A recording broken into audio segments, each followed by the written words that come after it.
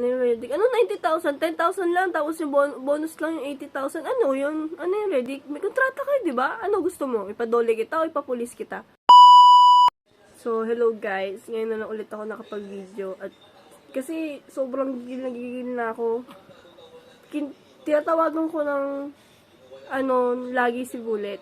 Lagi ko siyang tinatawagan. Hindi siya nagsasagot, hindi siya nagre-reply. Hindi ko alam kung ano na tumatakbo sa isip niya.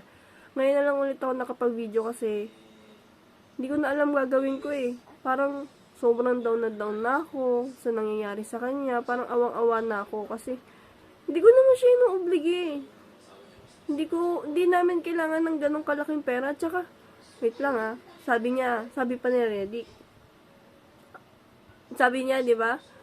Sabi pa ni Bullet na 90,000 yung sahod ko, di ba, Reddick? Ganon.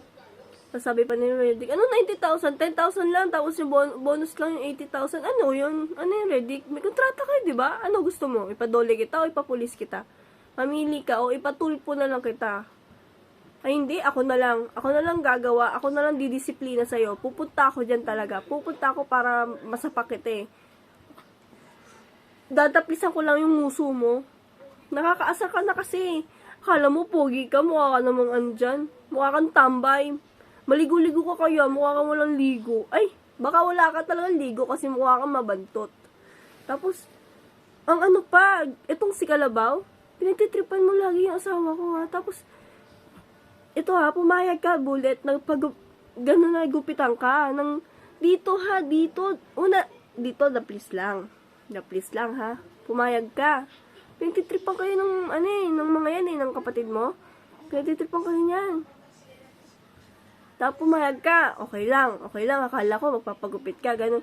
Tapos, kinabukasan, gugupitan ka ulit nung Kalabaw? Ano yun? Siya ba nagpapasahod sa'yo? Pero kahit naman nagpapasahod sa'yo yun eh, hindi makatao eh, kahit binibigyan ka nila ng pera ng ganun kalaki, hindi ka pa nga sumasahod ng ganun eh. Hindi pa nga sure kung ganun nga talaga sahod mo eh, no? Ako na lang gagawa ng paraan para bumalik ka kay 150. Ako na lang talaga. Tapos pumayag ka, ginupitan ka ng pagganon. Sabi, demonyo ka. Ewan ko, ano ba yun? Sobrang, hindi ko alam, gigil na bang, ang nararamdaman ko, o may iyak na lang ako sa awa sa'yo kasi, hindi naman natin kailangan ng sobrang laking pera, Bullet eh. Huwag ka masyado magmadali kasi, kaya naman natin yan eh, di ba? May trabaho naman ako, ikaw, mayroon ka. Oh. Isa pa lang anak natin, Bullet. Huwag mong piliin ang pera kaysa sa digdidad mo. Mag-isip-isip ka na, ha? Ayusin mo yung buhay mo. Hindi na maayos sa atin eh. Ayusin mo. Kung gusto mo pa talaga maging maayos din tayo. At saka, pumayag ka, ganonin yung buhok mo. Kung sa akin yan, hindi mo pinapahawak yung buhok mo, guluguluhin. Tapos, kinalbo ka. Dito lang, ginawa kang tanga, ginawa kang hayop, masahol pa sa hayop. Sana naman mag-isip-isip ka.